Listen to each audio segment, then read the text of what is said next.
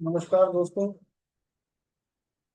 Karma reincarnation Gautam सदायन की पुस्तक की पिछले अध्याय की अगली कड़ी लेकर उपस्थित हो। आइए दोस्तों, इसे ध्यान से सुनते हैं।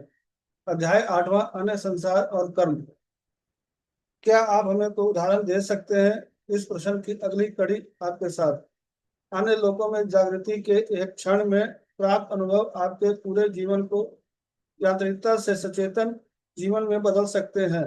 अपने शरीर से बाहर रहते हुए आप अन्य लोगों में जितना अधिक जागृत क्षण बिताएंगे, अपने भौतिक शहर में रहते हुए आपको उतने अधिक स्वप्न आएंगे।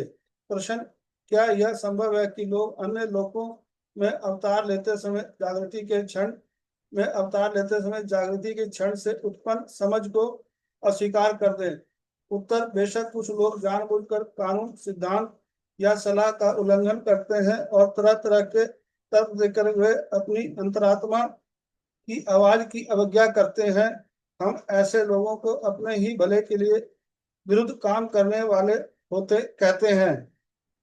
आप जानते हैं कि व्यक्तिगत कर्म, पारिवारिक कर्म, सामूहिक कर्म, राष्ट्रीय कर्म, वैश्विक कर्म इत्यादि होते हैं।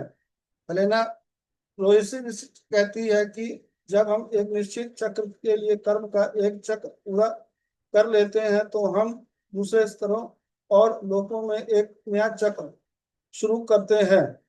प्रश्न: क्या आपको लगता है कि हमें अपने स्कूलों में कर्म का नियम पढ़ाना चाहिए? उत्तर: हाँ, अगर आप ऐसा कर सकते हैं। मुझे लगता है कि आने वाली सदियों में सभी प्राथमिक विद्यालयों, कॉलेजों और विश्वविद्यालयों में भी कर्म का सिद्धांत पढ़ाया जाएगा। मुझे तो यही लगता है। एक उचित विद्यालय को कर्म का नियम कहा जाएगा, जहाँ उन्नत लोग कर्म के नियम का उसके संभावित आयामों में अध्ययन करेंगे। यह बहुत उपयोगी होगा यदि शिक्षक शिक्षाओं से कर्म के सभी सदियों की संकलित करें और एक क्रमिक पाठ्यक्रम तैयार करें जो प्राथमिक विद्यालय से लेकर विश्वविद्यालय स्तर तक के छात्रों को दिया जाना चाहिए। ऐसा पाठ्यक्रम 80% अपराध को समाप्त कर देगा और अन्य लोगों को सर्वहित के नियम के साथ सहयोग करने के लिए प्रेरित करेगा। पाठ्यक्रम के नियम क्या हो सकते हैं? पहला, कर्म के नियम की परिभाषा। दूसरा, कानून का कार्य और व्यवहारिक उदाहरण। तीसरा, हमारे जीवन में इसका महत्व। चौथा, यह हमें किस प्रकार की हानिकारिता की ओर ले जाता है। पांचवा, यह हमारे मन को नवनिर्मित समस्याओं और बाधाओं से कैसे मुक्त करता है। छठवां, यह हमारे कर्तव्य और जिम्मेदारियों और दायित्वों के बारे में हमारी समझ को कैसे गहरा करता है। सातवां, यह दूसरों को कैसे सेवा करता है। आठवां, कर्म हमें किस प्रकार स्वतंत्रता, सेवा, कानून की समझ और अनुप्रयोग की ओर ले जा सकता है। नौवां, कर्म हमें चेतना की उच्चतर अवस्थाओं की ओर कैसे ले जाता है। 10वां, अवसरों से वंचित रहना कैसे अंधकार में कर्म का निर्माण करता है। 11वां, परिवार, समूह और राष्ट्रीय संबंधों में कर्म। 12वां, अंतर्राष्ट्रीय संबंधों में कर्म। 13वां, कर्म से बचने की करना कितना विनाशकारी है। 14वां, कर्म के विरुद्ध शक्ति और सेना से लड़ना कितना विनाशकारी है।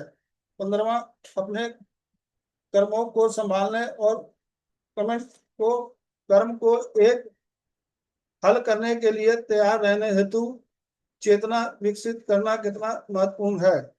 16वां, कर्म और सूक्ष्म जगत। 17वां, कर्म और अवतार। 18वां, समूह कर्म। 19वां, राष्ट्रीय कर्म। 20, अंतर्राष्ट्रीय कर्म। 21, अपने कर्मों को समाप्त करने में स्वयं की सहायता कैसे करें। 22, अच्छा करना और कर्म करना। 23, कर्म और भय या निर्भयता। आप इस सूची में 100 अन्य विषय जोड़ सकते हैं। अनेक धर्म ग्रंथों में जिस ईश्वर के भय का उल्लेख किया गया है वह कर्म का भय होना चाहिए। ईश्वर और भय एक दूसरे से मेल नहीं खा सकते।